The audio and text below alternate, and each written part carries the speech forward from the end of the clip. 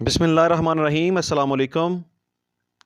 آج کے ٹاپک میں ہم ہبے کے قانون کے اوپر بات کریں گے اور ہم ڈسکس کریں گے کہ ہبہ کیا ہے، اس کی کیا شرائط ہو سکتی ہیں، اس کو کیسے منسوخ کیا جا سکتا ہے اور اس کے قبضہ کی منتقلی کس طرح کی جا سکتی ہے۔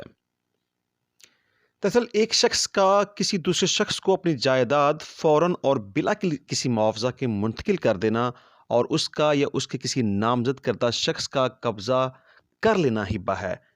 ہبہ ایجاب و قبول سے منعقد ہو جاتا ہے اور قبضہ سے اس کی تکمیل ہوتی ہے۔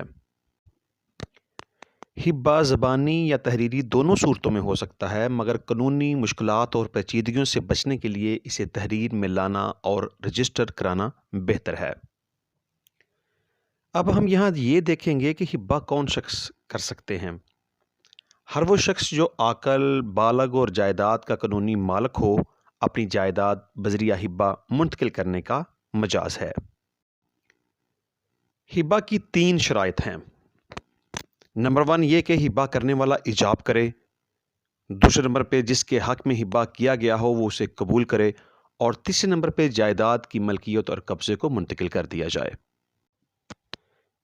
ہبہ کرنے کے بعد قبضہ منتقل کرنے کی بھی 3 صورتیں ہیں، جس میں نمبر 1 تو یہ ہے کہ اگر غیر منقولہ جائیداد ہبہ کرنے والے کے اپنے قبضہ میں ہو تو اس کے لیے لازم ہے کہ ہبہ کے بعد جائیداد کا قبضہ اس شخص کو منتقل کر دے، اور دوسرے نمبر پہ اگر ایسی جائیداد کرایہ داروں کے تصرف میں ہو تو کرایہ داروں کو ہبہ کی اطلاع دے دینا اور جس کے حق میں ہبہ کیا گیا ہو اس کو کرایہ ادا کرنے کی ہدایت کر دینا کافی ہے۔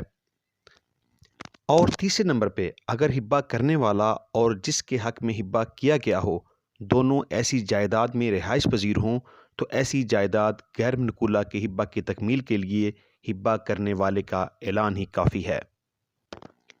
ہبہ کرنے والا ہبہ کی تنسیخ بھی کر سکتا ہے۔ ہبہ کرنے والا مجاز ہے کہ جائیداد کا قبضہ سپرد کرنے سے پہلے جس وقت چاہے ہبہ کو منسوخ کر دے، کیونکہ سپردگی سے قبل ہبہ مکمل نہیں ہوتا۔ قبضہ کی منتقلی کے بعد ہبہ کرنے والا ہبہ کو منسوخ نہیں کر سکتا۔ جب ایک ہی وصیت نامہ کے ذریعے جائیداد وارث اور غیر وارث کے حق میں ہبہ کی جائے تو یہ وصیت دیگر ورثاء کی عدم رضامندی کی صورت میں وارث کے حق میں عمل پذیر نہ ہوگی۔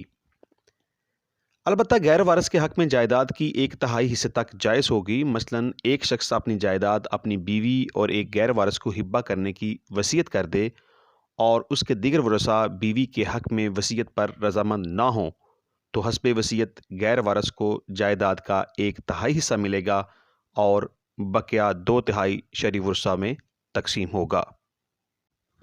خیراتی کاموں کے لیے بھی ہبہ کیا جا سکتا ہے۔ خیراتی کاموں کے لیے بھی ہبہ بالوصیت جائیداد کے 1/3 حصہ کی حد تک کیا جا سکتا ہے۔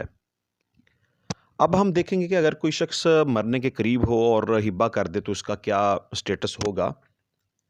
جو ہبہ ایک مسلمان مرض الموت میں کر دے تو اس کے کفن دفن کے انتظامات پہ آنے والے اخراجات اور قرضوں کی ادائیگی کے بعد اس کی جائیداد کے 1/3 حصے سے زیادہ پر مؤثر نہیں ہوگا، جب تک کہ اس کے ورثاء زیادہ دینے پر رضامند نہ ہوں، اور نہ ہی اس قسم کا ہبہ کسی وارث کے حق میں مؤثر ہو سکتا ہے جب تک کہ دوسرے ورثاء اس پر اپنی رضامندی کا اظہار نہ کر دیں۔